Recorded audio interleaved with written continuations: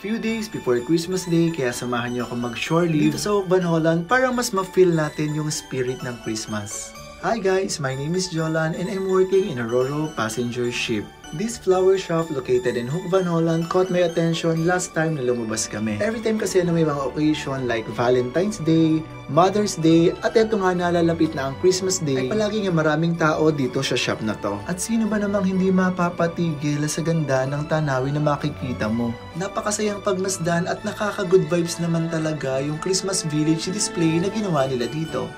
Guys, alam niyo ba na nagtatrabaho pa ako sa Pilipinas? Manghang-mangha ako dun sa mga window display ng mga malls. Lalong-lalo na dyan sa may Shangri-La Plaza sa EDSA. At that time, rubing promo ako ng Rustans, kaya naman halos lahat ng Rustans department store ay naiikot ko. At iba't iba nga yung theme na ginagawa nila. Pero yung pinakapaborito kong tema, parang halos ganito, yung Winter Wonderland. At syempre, hindi ko na nga rin pinalagpas yung pagkakataon na makita kung ano pa yung meron dito sa loob. And guys, honestly, pagpasok ko pa lang, kung merong amoy ang Pasko, eto yun. Sa Pilipinas, naaamoy ko lang to sa Baguio. Kaya in-enjoy ko yung pag-visit dito kasi talagang nakakawala siya ng stress. At lahat nga na nakikita nyo na green dyan, totoong halaman. At yung Christmas tree nila dito, talagang yung literal na Christmas tree. At kaya naman pala busy tong shop na to this season, gumagawa sila ng mga Christmas decorations, like mga pang centerpiece, na very festive naman talaga. So pwedeng magpasadya kung ano yung trip mo. And for sure, kung katulad kita na mahilig sa halaman, ma-appreciate mo yung mga ganitong display. At halos lahat nga ng mga gawa nila inikot ko na para makita. At lahat nga ito ay magaganda. Pero syempre, ang Christmas spirit wala sa mga material na bagay. Tulad ng mga regalong natatanggap natin sa tuwing sasapit ang Pasko.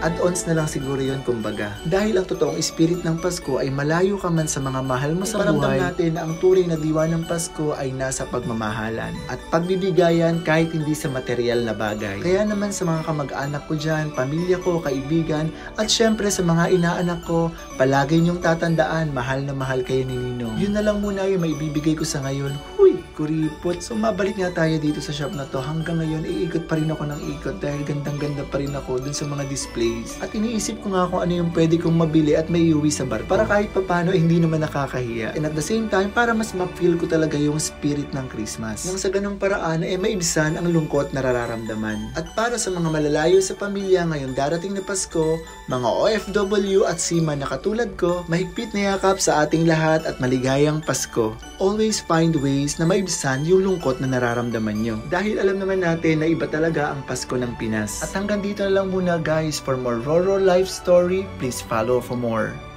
Happy Christmas everybody!